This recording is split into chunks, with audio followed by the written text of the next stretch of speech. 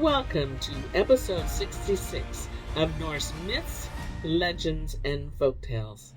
My name is MyLinda Butterworth. Today, we learn about what happens to Brynhild and Gudrun's daughters and the last of the Volsungs. Now, when Brynhild died, Heimar feared that Giuki's vengeful sons would slay Aslog because that she was the last of the Volsungs, and he might rear up a son who would come against them. So he prepared to take flight. He made a harp in which he concealed Brynhild's child with certain of her treasures, and he voyaged to Norway, where he made pretense to be a minstrel. He went to the house of Spangerejd and dwelt in it. He revealed not there the secret of the child's concealment. But one day the housewife perceived that there was treasure in the harp, for the door of Aslog's harp chamber was not closed, and a portion of rich cloth protruded from it. Then was Heimar murdered in his sleep, and Aslog was taken forth with the treasure that was hers. The child grew up in the strange household, and her foster parents were not only poor, but cruel and harsh. The high-born girl was made a slave, and was set to work at menial tasks. As the years passed by, her beauty shone forth, and her captors, fearing that blame would fall upon them for doing evil, kept her clad in rags and smeared her face with soot and tar, so that no one might gaze upon her with wonder. Then was she named Krake, that signifies the crow. Thus did Aslog abide with harsh and strange folk until the coming of the great Viking Ragnar Lodbrog, who had famed not only on the high seas for the deeds of valor, but also because he had slain the venomous serpents which were the bane of King Harold's kingdom. It chanced that the king had gone hunting in the woods, where he found 2 young snakes. These he bore home with him to his daughter Thora, by whom they were fed until they grew so large that she dreaded to approach them. Each then began to devour an ox daily, and they both became so powerful that they laid waste the countryside and killed men and beasts with their venomous breath. King Harold feared to contend against the serpents, but he offered his daughter in marriage to the man who would slay them. Now Thora was fair to behold, and many heroes went forth to fight the monsters, but they suffered death one after another, and the affliction grew greater, so that all people were in constant fear and peril. The day came when Ragnar heard of Thora, whom he desired for wife, being set up as a reward for serpent slaying, and he resolved to win her by mighty deeds. So he bade that a mantle and breeches of wool be fashioned for him, and when they were ready he gave King Harold to know that he would make attack on the serpents. It was the season of winter, and he dipped his woolen attire in a stream, and it was soon frozen hard.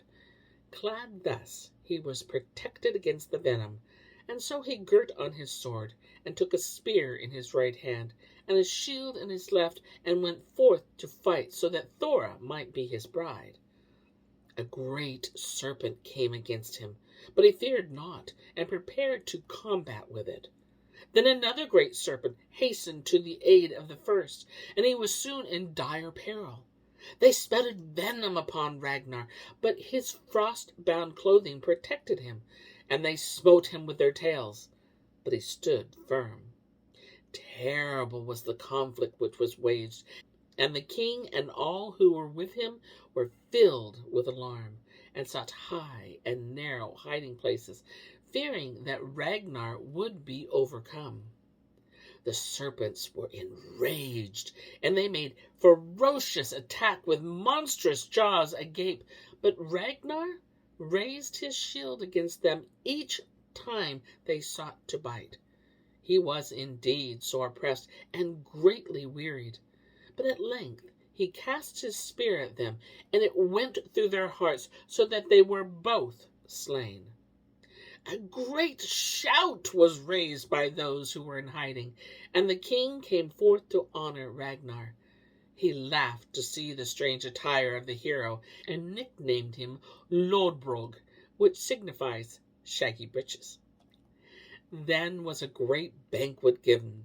Ragnar was attired ill splendor, and he was given Thor for wife.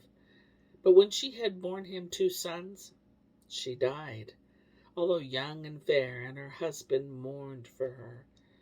Ragnar then plundered on the high seas, and raided Scotland and Pictland. He set a new king over the Orkneys, and went against Norway. It chanced that he came one day to Spangerejd, and there he sent men ashore to procure bread. When they returned with the food, he was made angry because that it was burnt. The men told him that they had gone to the house in which there was a beautiful maiden. They could refrain not from gazing upon her, and so the bread was burnt. Now Ragnar bethought him to have such a maiden for his bride, so that he might forget his grief for Thora. He sent to her a message, bidding her to come unto him, desiring to put her wisdom to test. He told his messengers to ask her to come not on foot, nor yet driving, not attired and yet not naked, not feasting and yet not fasting, not with anyone and yet not alone. Aslog, who was named Krake in her poor dwelling, came towards the great sea king neither driving nor on foot, but riding upon a goat with her feet trailing upon the ground. She came without attire, but yet not naked, because her hair was so long and bountiful that it covered her body, and she drew a net about her. She came not feasting nor yet fasting, because she held an onion to her lips and tasted of it. She was not alone, because her dog walked by her side. Ragnar, who was now a great king, took beauteous Aslog, the daughter of Sigurd and Brynhild, for his bride, and their sons were named Ingvar and Ubba. After Sigurd's death, Gudrun had a daughter who was named Svanhild. She was given for wife to Jormunrek, king of the Gauts.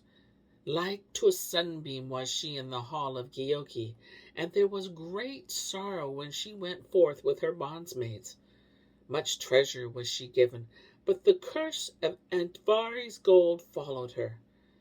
It fell that she was falsely accused by Giuki of unfaithfulness with the prince, and so greatly enraged did the king become that she should be put to death by being trampled under the hoofs of horses. Then was Svanhild bound and left lying on a plain. But although the horses ran over her, they injured her not. Some say because of her surpassing beauty, and others because of the brightness of her Volsung eyes. The king deemed that his fair bride was innocent because she had escaped injury. But Giuki, her accuser, poisoned the king's ear and persuaded him to command that Svanhild should be laid upon the ground with her face downward. Then were the horses driven over her again, and she was trodden deep down into the earth by the multitudinous hoofs. So perished Svanhild, daughter of Gudrun, while Aslog, daughter of Brynhild, reigned as Ragnar's queen in the northern land in Norway. A royal line alone doth the blood of the Volsungs flow. The young prince, who was Jormunrek's to death by his sire, was hanged. And here is where I end my tale for today. But I'll be back with more tales, many more tales. Until then, my friends, enjoy the journey.